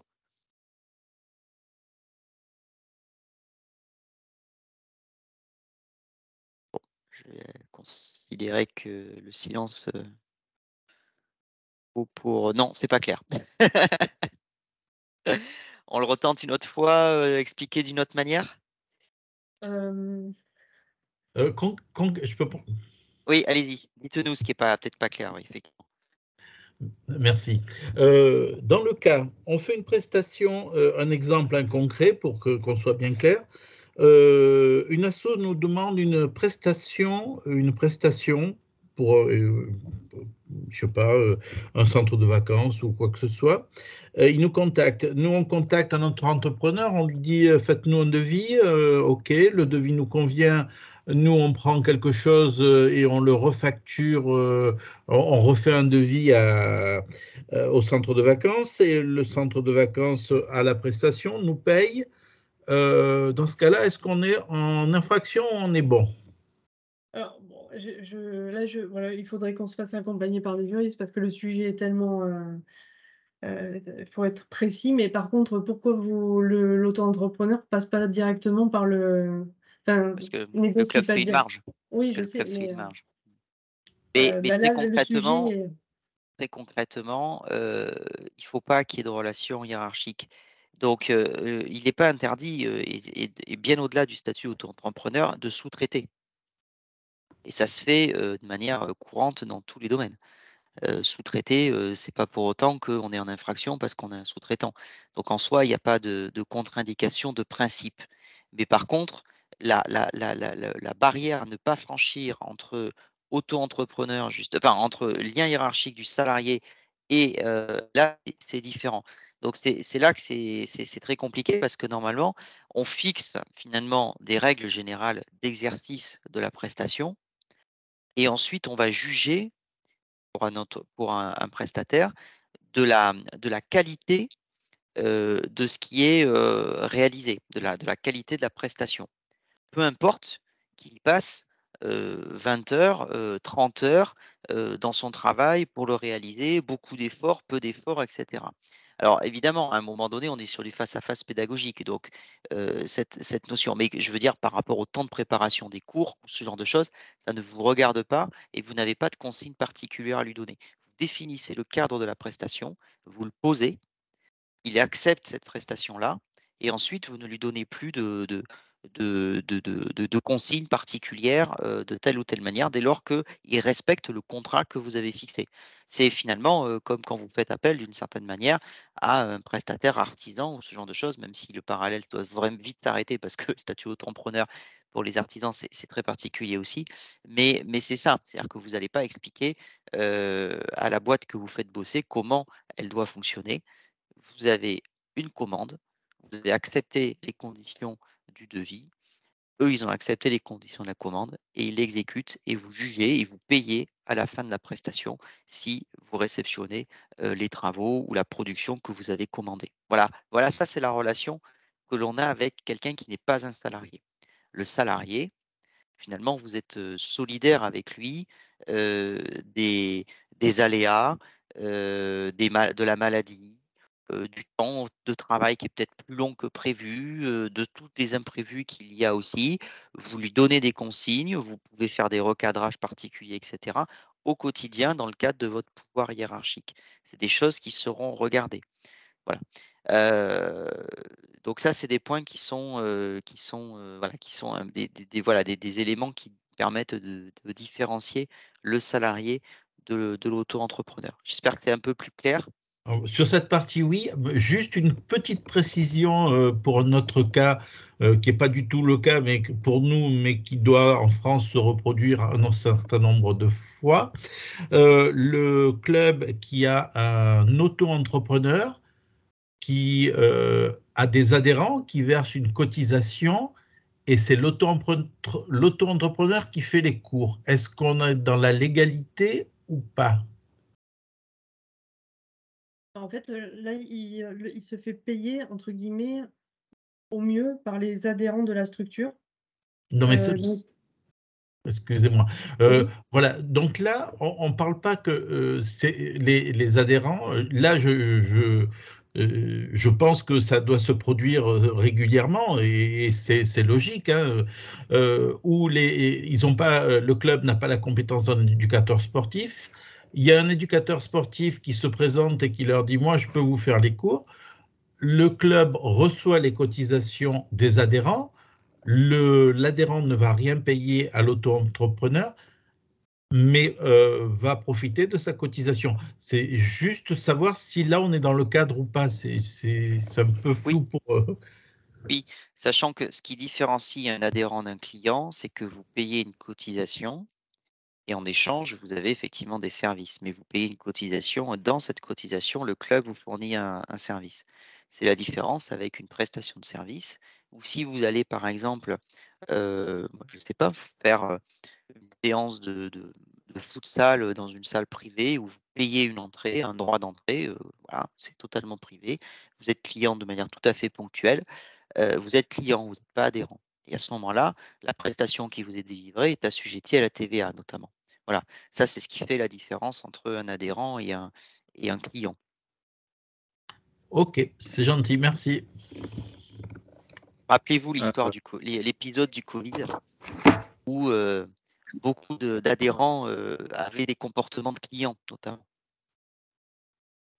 Je Avec vais, tous je ces débats. vais- je vais prendre la suite Allez-y. de la question.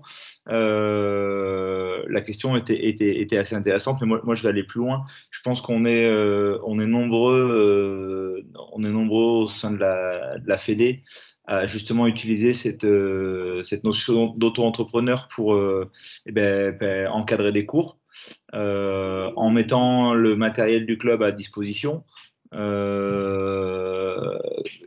Mais pour autant, sans être le seul, le seul client de cet auto-entrepreneur. Est-ce que là-dessus, on n'est pas bon, on est limite, ça se discute, enfin, parce que concrètement, aujourd'hui, si je dois passer cet auto-entrepreneur sur un contrat de travail, que ce soit CDI, CDD ou CDI, concrètement, moi aujourd'hui, je mets la clé sous la porte, quoi. Alors, le mieux, c'est que vous puissiez. Aujourd'hui, vous avez une convention avec lui? Enfin, il y a quelque chose qui est établi ou ça s'arrête à une facture, un devis annuel et une facture? Comment ça fonctionne? Non, c'est une facture mensuelle qui est réglée, qui est réglée mensuellement en fait. Ok. Et est-ce qu'il vous verse une redevance là pour l'utilisation des installations du matériel? Non, puisqu'en fait, alors le matériel c'est du matériel du club, mais les installations c'est des installations municipales. Mais est-ce qu'il a fait la démarche auprès de la municipalité pour un petit peu savoir comment justement, quelle serait la démarche à faire pour l'utilisation, lui, en tant qu'auto-entrepreneur, pour venir délivrer une prestation dans votre club? Non. Je pense Non. qu'il y a des petits Alors, points enfin, à ajuster. Le fait aussi peut-être de définir une temporalité pour l'établissement des factures, peut-être voir avec justement un juriste, parce que mensuel, quelque part, ça revient un petit peu à l'idée du salariat. Donc ça peut être aussi un point de vigilance. d'accord. Alors vraiment la marge est, enfin là, on est Si je peux me borderline. permettre, Allez-y, Alors, je vous en prie. si je peux me permettre, juste une petite chose par rapport à l'auto-entrepreneur, c'est qu'il faut vérifier absolument que l'auto-entrepreneur n'a pas que le club comme C'est pas en tant client. que salarié. Comme client, voilà, c'est ça. À partir du moment où, effectivement, il n'y a qu'un seul client, ça peut être considéré comme du travail dissimulé, donc peut être repris comme contrat de travail à durée indéterminée. Donc, c'est pour ça qu'il faut demander à l'auto-entrepreneur tous les ans, via ses cotisations URSSAF, voir si justement il a plusieurs clients. Et là, on peut le contrôler très facilement. Et en complément aussi, il faut surtout que cet auto-entrepreneur n'ait jamais été salarié dans votre structure. Parce que l'URSSAF est très vigilant par rapport à ça, et donc là, effectivement, ça peut être considéré comme du salariat déguisé. D'accord. Alors, moi, j'ai un auto-entrepreneur qui m'a fait un devis pour un volume horaire annuel, et elle me fait une facture mensuelle de prestation. Mais elle a aussi un autre client. Je pense qu'on est dans les clous. J'ai aussi un salarié, hein. J'ai pas que l'auto-entrepreneur. C'est un auto-entrepreneur uniquement pour la roller dance, donc elle me fait des prestations de roller dance et Donc c'est ponctuel. des factures mensuelles. Ok, donc c'est quand même ponctuel, comme c'est pas tous les mercredis ou. Ben, les cours de roller dance ont lieu tous les mercredis et tous les samedis. Ah oui. Ok. Tous les Bon, clubs. Mais c'est un volume horaire et c'est convenu comme ça. Elle m'a fait un devis pour toute l'année réparti sur autant de séances. Okay. Mais alors, elle a aussi un autre client, un autre club. Okay. Alors, si je peux et j'ai son relevé d'URSSAF. Alors, je m'excuse, mais sur ce sujet qui est très technique, je préfère ne pas aujourd'hui voilà, m'engager et vous dire oui, non. Mais par contre, dès la semaine prochaine, vous livrez une note qui soit complète et précise. Et sur cette base-là, s'il vous manque encore des éléments, voilà, on l'enverra à tous les participants. Et puis, via une newsletter, si il paraît rapidement par le biais de la fédération, mais qu'on soit précis et sûr de ce qu'on vous avance. Voilà, Voilà, oui, qu'on sache vraiment si on est dans oui, la légalité ou pas, quoi. voilà.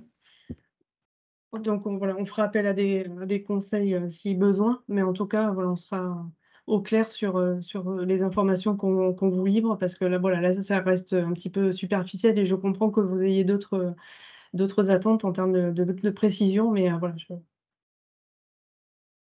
Puis qu'on voit les mentions peut-être c'est ça, à mettre ou à ne pas mettre, ou exactement. les pièges à éviter. Voilà, discussion. Je vois que Merci. Jean-Sébastien avait sa main levée. Est-ce que c'est un oubli? Est-ce que c'est toujours d'actualité? Non, non, non, pardon, j'ai oublié de la Ok, rebaisser. pas de souci. Ça Je, marche. je transpire à grosses gouttes. Non, non, mais le but, c'est pas de vous inquiéter, hein, c'est de vous éviter des pièges, mais on va pas, après cette visio non plus complètement éviter des pièges et éviter des situations qui pourraient mettre en délicatesse, c'est une chose, mais après, on va pas non plus complètement vous bouleverser votre fonctionnement, c'est pas le propos. Juste une chose par rapport à ce qui a été dit tout à l'heure, dès lors qu'on est aussi dans une relation de travail qui est pérenne, avoir un CDI, ça coûte pas forcément plus cher qu'avoir un CDD, hein, voire enfin un prestataire. Voire même parfois ça peut être un peu moins onéreux parce que finalement vous fixez la personne, dans le temps, donc quelque part, vous payez pas aussi l'aléa de la précarité. Donc voilà, ça aussi faut le regarder, mais des fois, si la personne, elle travaille depuis, des années, en tant qu'auto-entrepreneur, mais que finalement elle partage son activité entre deux trois clubs, elle peut faire, 2 ou 3 temps partiels dans ces clubs-là en CDI. Ça peut aussi tout à fait fonctionner, de manière moins onéreuse pour le club. Par contre, ça vous engage dans la durée. Je ferme la parenthèse, mais c'est pas des choses qu'il faut, d'emblée non plus complètement, exclure. Allez, l'heure tourne, Marie, je te propose de poursuivre. OK, alors là, c'est juste la mise à disposition. Vous êtes employeur et vous, pour offrir un temps plein, notamment à votre salarié, vous, envisagez de mettre à disposition, votre, salarié à une autre structure et puis ça peut être aussi, fait dans le cadre d'un partage d'emploi, donc tout ce qui est idée de mutualisation. Donc là, il faut, qu'il y ait une convention de mise à disposition du salarié, que lui ait accepté, via un avenant de bien vouloir, faire quelques heures, pour une autre structure. Hem Et vous établissez évidemment, devis facture à la réalisation de la prestation. Voilà, ça c'était juste pour vous dire que, en tout cas, quand vous êtes dans cette, démarche-là, vous ne pouvez pas, ça doit être fait à but non lucratif pour l'entreprise qui met à disposition et finalement vous mettez à disposition de la structure B votre salarié au taux horaire auquel vous l'avez embauché. Donc la facture, elle comprendra les heures travaillées au taux horaire, brut, les charges patronales et les éventuels frais professionnels qui seraient engagés, voilà, par le salarié dans cette mission. Donc ça, c'était une petite parenthèse, mais ça peut être une source aussi de financement, pour, atteindre un temps plein. On en revient donc à profession sport loisirs. Certains clubs aujourd'hui ont, besoin finalement, de nombres faibles d'heures, c'est-à-dire, on va dire, moins de 10 heures et ne veulent pas faire, appel, ne veulent pas, pardon, être employeurs. Donc il y a l'idée de se rapprocher du réseau des professions sport loisirs parce qu'eux sont groupement d'employeurs et finalement permettent de mettre à disposition, des, animateurs et entraîneurs sportifs avec des, spécialités, hem et ils gèrent toute la partie, c'est eux qui portent l'emploi, en fait. Donc vous, finalement, vous êtes dans l'idée de vous payer, une prestation, vous avez une adhésion annuelle et ils vous facturent, finalement, à l'heure avec, ils prennent un petit coup pour la gestion horaire, mais ils vous facturent au taux horaire auquel eux l'ont embauché et rajoutent une petite partie sur le coût de gestion.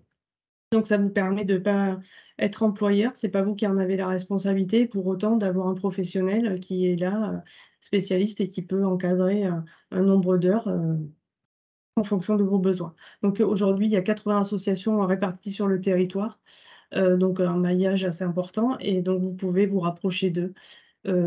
Si vous êtes employeur, ils peuvent aussi faire donc la gestion sociale de votre emploi, ce qu'on disait tout à l'heure, toutes les démarches administratives, les gestions de paie, etc. C'est un autre service qu'ils proposent. Voilà, donc ils ont aussi une bourse de l'emploi sur laquelle justement vous pouvez aller chercher le profil de poste et d'éducateur qui pourrait correspondre à vos besoins aujourd'hui. Et juste en aparté, ils sont aussi organismes de formation, donc ils organisent et ils essaient de permettre à des jeunes de rentrer en formation et de se professionnaliser, de pérenniser un emploi derrière. Donc ça, c'est un petit peu un récapitulatif de tout ce qu'on s'est dit. Donc aujourd'hui, il y a des dispositifs d'aide et la fédération a mis en place une convention de coopération territoriale avec les ligues pour qu'elles puissent justement venir aider la structuration et le développement des clubs par ce biais-là. Donc, arriver à vous accompagner dans votre démarche de développement. Alors, on est aussi là, nous, à la fédération, et tous les services peuvent venir, notamment sur le service emploi, formation et développement, pour vous aider à cette structuration. Aujourd'hui, on a deux types d'aides qui sont délivrées par l'Agence nationale du sport. Alors, je ne sais pas si vous m'entendez encore, parce que j'ai l'image qui est figée. Oui, oui, on t'entend bien. Okay, d'accord, très bien. Donc, il y a le PSF qui, de mémoire, s'est terminé, l'action a été terminée au 30 avril. Stéphane, tu me coupes si… C'est ça. C'est ça. Exactement. Donc Enfin, ça, 1er mai, c'est… parce que… OK. Donc les dossiers sont en cours d'instruction par les services de la fédération, et donc le fameux PST qui est l'aide aussi de l'Agence nationale du sport traitée dans les territoires et qui permet d'aller chercher des dispositifs d'aide sur tout ce qui est emploi-apprentissage. Donc les campagnes sont en cours dans tous les territoires, donc elles sont encore ouvertes. On arrive sur certaines là début ou mi-mai à la fin pour certains, mais il n'est pas trop tard si vous avez besoin. Je me tiens à votre disposition la semaine prochaine pour vous accompagner si jamais vous avez voilà, cette envie de professionnaliser, que vous avez déjà un projet bien avancé. Là, vous retrouverez le lien pour l'outil de calcul du coût de l'emploi qui vous permettra de faire des simulations si vous avez besoin. Là, on revient au dispositif qu'on a énoncé tout à l'heure, donc le projet de service civique avec peut-être une mission club qui va s'ouvrir pour vous et qui vous permettra de ne pas porter l'agrément et de passer par celui de la fédération. Sur le site de la fédération, il y a tout un tas de ressources avec des dispositifs d'aide, la définition du projet associatif, donc c'est le lien vers le CRDLA. On va essayer de remettre en place le réseau des clubs employeurs d'un côté et le réseau des professionnels de l'autre, avec une veille sociale et juridique qu'on essaiera de faire, allez, on va dire tous les 2 mois, de vous envoyer les informations pour les mises à jour. Et ensuite, les dispositifs des partenaires, donc le Cosmos qui est intervenu toute la fédération a un partenariat avec une adhésion qui vous permet à titre préférentiel d'adhérer à cette structure. Le e-Team Sport, qui est une plateforme, je vous ai mis le lien, qui permet, pareil, ça a été mis en place par le CNOSF et ça permet de gérer au niveau administratif les absences, le temps de travail, les ordres de mission, les notes de frais, la gestion des projets via une plateforme. Donc, vous payez au nombre de salariés que vous avez et au nombre d'intervenants, entre guillemets, des dirigeants qui ont besoin d'accéder à cette plateforme. Et enfin, l'AFDAS, qui est l'OPCO, l'opérateur de compétences qui gère la formation professionnelle pour les employeurs de la branche sport. Donc, c'est eux qui nous aident, que ce soit nous au niveau de la fédération, vous dans les clubs, dès lors que vous êtes employeur, à gérer, enfin, proposer une aide financière pour que les salariés puissent continuer à se former. Excusez-moi. Et d'ailleurs, il y a aussi des aides pour les dirigeants bénévoles, mais qui doit être dans le périmètre de leur fonction en tant que dirigeant. Donc, secrétaire président et trésorier peuvent avoir aussi des formations qui sont prises en charge, mais qui doivent être en lien avec la mission qu'ils ont dans le cadre de l'association.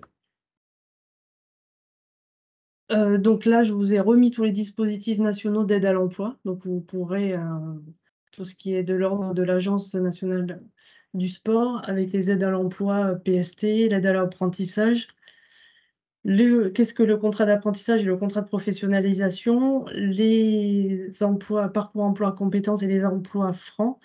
Le FONJEP, il est aussi ici énoncé, mais pour l'heure, les clubs qui sont plutôt orientés sur l'activité sportive n'y ont pas trop accès parce que c'est plutôt sur tout ce qui est jeunesse et politique de la ville.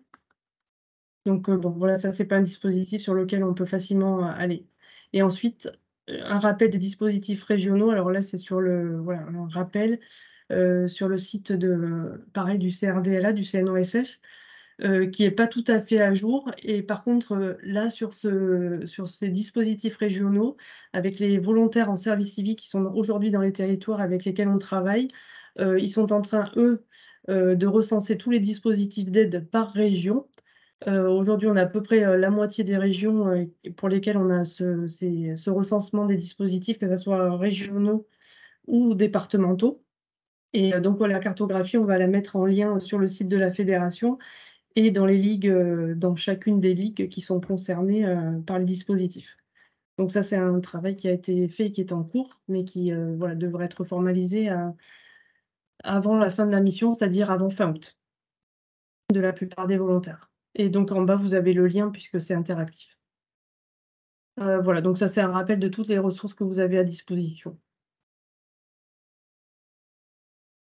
Pour celles qui ne sont pas déjà dans le PowerPoint, hein, parce qu'il y a des liens aussi dans le PowerPoint, notamment sur la Convention collective nationale du sport avec les groupes et les taux horaires et les outils qui sont proposés par le CRDLA. Donc, si vous avez des questions, voilà, je suis disponible maintenant et je peux aussi vous accompagner par la suite si vous avez des projets de construction individuelle pour embaucher. Notamment embaucher, mais après, ça peut être toute question liée à la professionnalisation.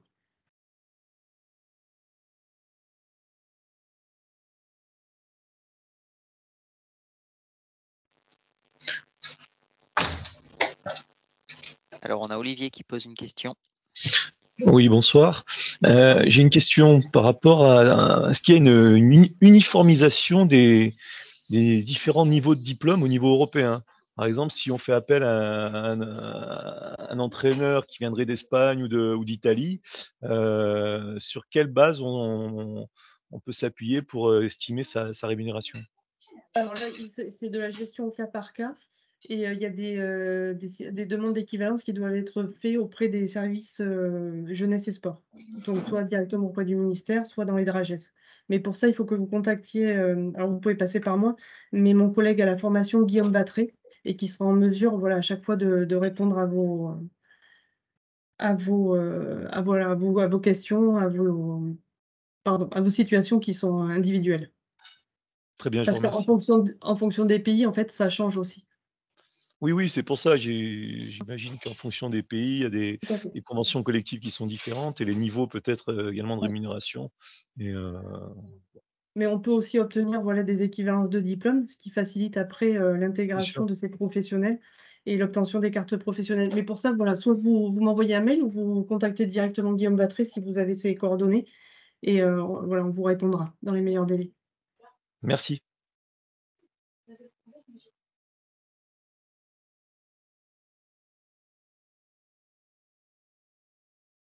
Est-ce qu'il y a d'autres questions? Alors, il y a la question sur les équivalences de rémunération dans les métiers du sport, l'équivalence européenne, grille d'équivalence. Du coup, je crois que c'était la question. Oui, Ouais. j'avais déjà posé la question par écrit. Ok. J'avais répondu. Merci. Ok, ça marche. Et ensuite, est-ce qu'il y a des modèles de convention de mise à disposition de salariés? Oui. Notamment, je pense qu'on peut en trouver sur le site du Cosmos, mais dans tous les cas, voilà, je vous transmettrai l'information. D'où l'intérêt d'adhérer justement au Cosmos, puisque ce sont des professionnels de ces démarches-là. On va avoir ces documents-là aussi. Je ne vois pas d'autres questions. Saint-Gratien. Ouais. Oui, c'est moi, j'ai juste une petite question. Nous, on a déjà un salarié actuellement. Est-ce qu'on peut mettre en place les dispositifs d'aide après coup ou une fois que le contrat est déjà lancé? Alors sur l'emploi PST, non. Et j'ai envie de vous dire non, ça sera. Ou alors c'est en lien avec, par exemple, un conseil départemental qui met en place des dispositifs ponctuellement. Et voilà, qui sera dans cette démarche-là, mais en général, c'est pas a posteriori. D'accord, ok. Ou alors en tout début de contrat, c'est-à-dire voilà, sur les premières semaines, les premiers mois. Mais il faut que le projet soit au tout début de la construction. Ok. Ok, merci.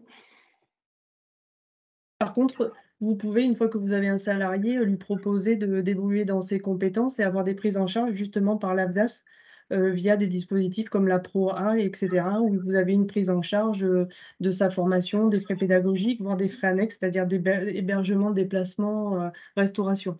Donc ça, c'est envisageable. Ça, c'est la construction pour faire évoluer dans Pour le votre... former, ouais, dans le cadre de cette Exactement. formation. Voilà. Et ça, Ok. sur des diplômes CQP, DE, DES, BP, voilà.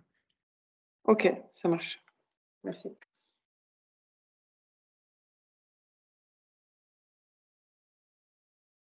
Je ne vois plus de main levée. Si, Pascal Chauffard.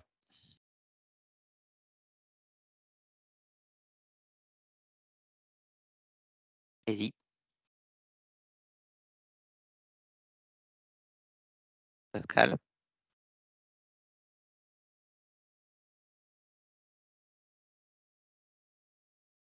On vous entend pas, hein. Je ne sais pas si c'est une tentative de parler. On vous entend pas, on vous voit pas.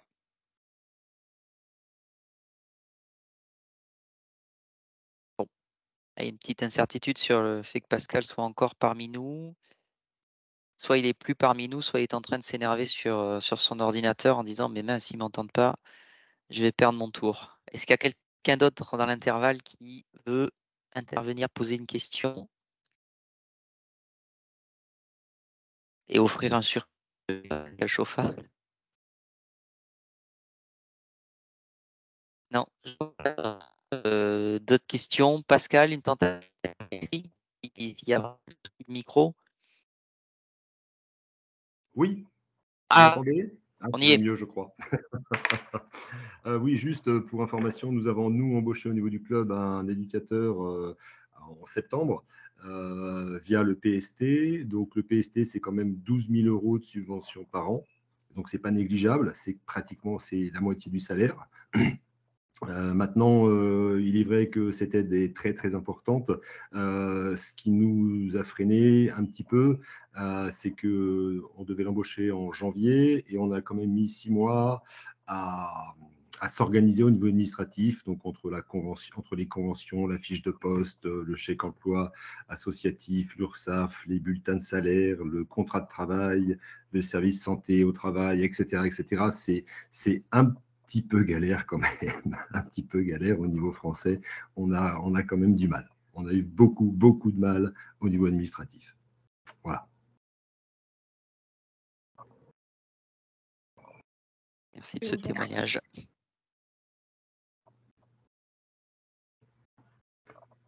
D'autres questions, remarques?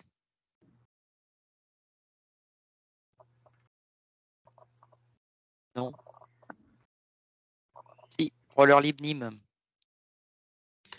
Juste une petite question, a priori, les formations Cosmos pour les entreprises qui n'emploient pas de salariés, c'est payé plein pot, puisqu'il n'y a, même pour un président ou un trésorier qui voudrait prendre une formation de quelque niveau que ce soit, si on n'est pas entreprise salariée et qu'on n'est pas avec l'AFDAS, on n'a pas d'aide, on est bien d'accord. Ah oui, alors l'AFDAS, vous adhérez à l'AFDAS, vous êtes affilié à l'AFDAS dès lors que vous avez un salarié. Donc, c'est l'OPCO en fait, hein, vous n'avez pas le choix. Il y a la côté et c'était un autre organisme, une formation il y a quelques temps, c'est maintenant l'AFDAS qui a été retenu. Et donc, vous êtes obligé voilà, ça fait partie des cotisations patronales. Voilà. Non, mais la question était, si on n'est pas employeur, on ne peut pas bénéficier de prise en charge pour les bénévoles de l'association lors d'une formation. Alors, pas via l'AFDAS. Par contre, aujourd'hui, il me semble que les CROSS, les CDOS, les CRIB, voilà, il y a tout un tas de structures aujourd'hui associatives qui sont soutien du mouvement, enfin, c'est le mouvement sportif d'ailleurs, qui proposent des formations pour les dirigeants. Donc, il faut que vous vous rapprochiez du CROSS et du DOS de votre territoire. Et eux, par contre, proposent tout un panel de formations à l'attention des dirigeants, que ce soit en comptabilité, en gestion, sur des projets de développement, communication, marketing. Donc, voilà, les propositions aujourd'hui, sont vraiment, intéressantes. Et si je peux compléter, il y a le dispositif local d'accompagnement que tu as cité tout à l'heure, Marie, D'accord. qui est, alors je vais le dire de manière très grossière, pas vulgaire, hein, rassurez-vous, mais à gros traits, c'est un audit. Alors, c'est pas tout à fait ça, mais c'est une sorte de diagnostic, d'audit de vos structures. De manière très concrète, c'est quoi? Ça va s'adresser à toute structure qui est employeur et qui a une difficulté, où il y a un sujet de pérennisation de l'emploi, d'une manière générale, ou pour toute structure qui va créer un emploi. En gros, c'est quand il y a un emploi qui est en jeu. Et en jeu, voire même la question de la pérennité de la structure est posée. Donc, vous avez un projet de création d'emploi. Il faut que vous regardiez dans votre territoire dispositif local d'accompagnement qui bénéficie aussi de crédits européens et porté par des structures qui ont la délégation qui sont différentes d'une région à l'autre.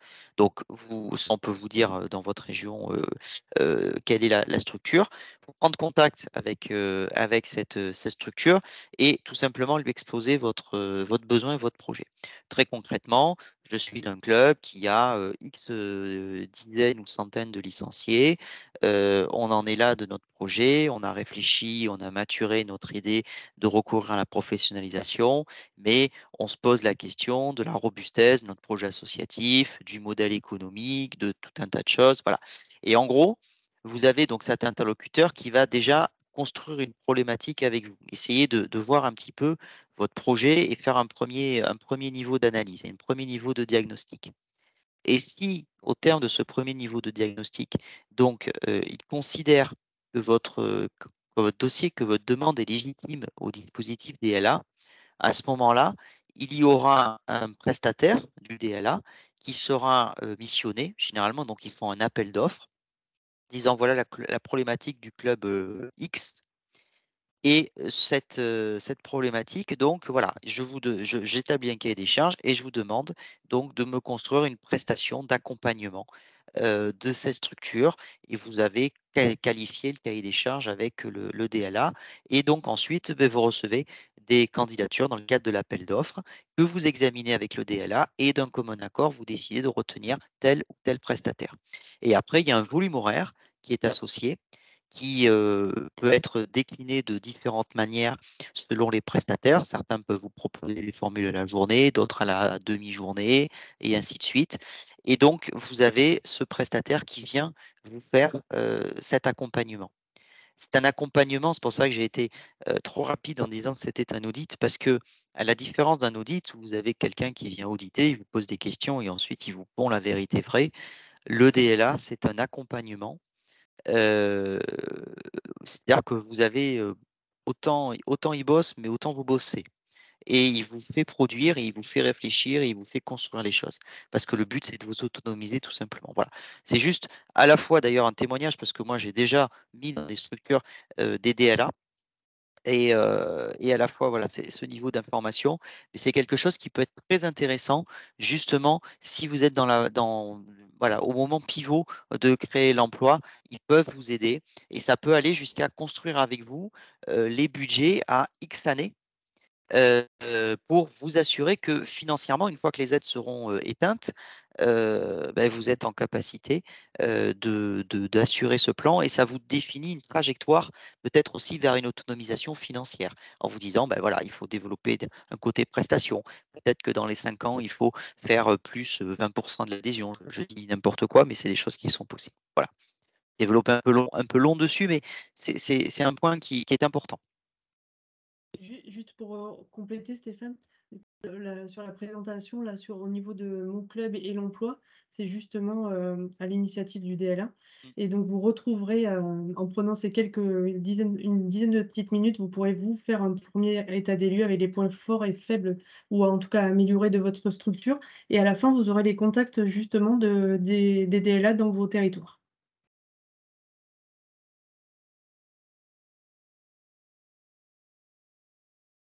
Bien. Alors, je vois qu'il y a quelques personnes qui sont obligées de nous quitter. Ah, Philétique. Bonsoir, Philétique. Oui, bonsoir, vous m'entendez? Très bien. Ok. Oui, pour revenir sur ce que vous disiez, nous on a commencé un DLA justement. Donc c'était pour asseoir ce que vous venez de dire, c'est que c'est un dispositif qui est hyper intéressant parce qu'on se pose plein de questions et c'est toujours intéressant de le faire dans une perspective de développement et aussi, alors je ne sais pas si vous l'aviez dit ou pas, mais c'est un dispositif qui est gratuit. Donc c'est d'autant plus intéressant pour les associations. Et après, j'avais une autre question sur le PST. La Fédé, du coup, voit les dossiers qui sont déposés. Vous les étudiez et vous avez un avis à donner, des commentaires à faire. En fait, c'est quoi le rôle que la Fédé a sur le PST? Alors aujourd'hui, il n'y a que les fédérations qui ont accès à l'extranet Osiris, donc sur lesquels sont déposés le portail sur lesquels sont déposés et les dossiers au titre du PSF et au titre du PST. Aujourd'hui, nous, on émet des avis que sur les dossiers des ligues, dossiers PST au titre des ligues. Donc ça, c'est directement voilà, géré notamment par Stéphane. Par contre, c'est nous qui transmettons à chacune des ligues les dossiers qui ont été déposés au titre du PST dans leur territoire. Et donc, voilà, les ligues émettent des avis. En tout cas, voilà, on les accompagne dans cette démarche-là parce qu'évidemment, plus votre dossier est soutenu, et c'est important au niveau des DRAGES ou des SDJS quand ils sont étudiés. Donc, nous, on fait le lien et vraiment, on fait en sorte que tous les dossiers, sur tous les dossiers, il y ait un avis qui soit déposé. Ok. Merci.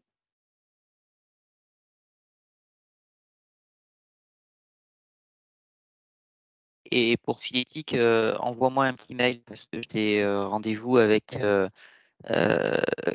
responsable justement des aides à l'emploi de la jeunesse et sport jeudi prochain.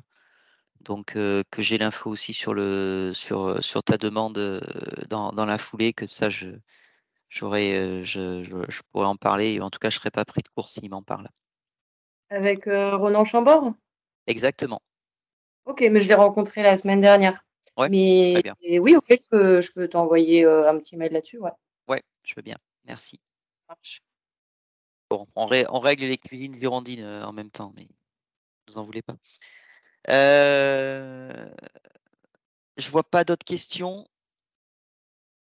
Écoutez, encore une fois, un grand merci.